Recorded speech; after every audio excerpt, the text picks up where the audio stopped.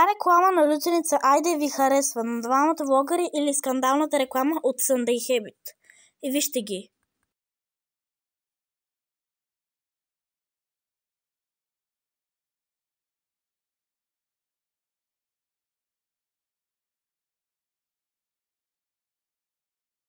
Че го направихте с много добро качество. Пиша ви 6 на тая реклама.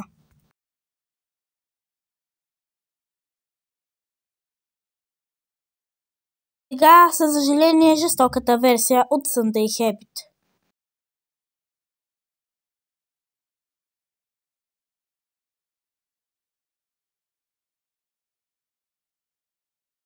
Айде беге, защо сте груби? Иво направи тази жестока физиономия, като Христито говори. Ерика опита се да целуне Ангел, но успя. Говори, виж как Христито се усмихва сладко.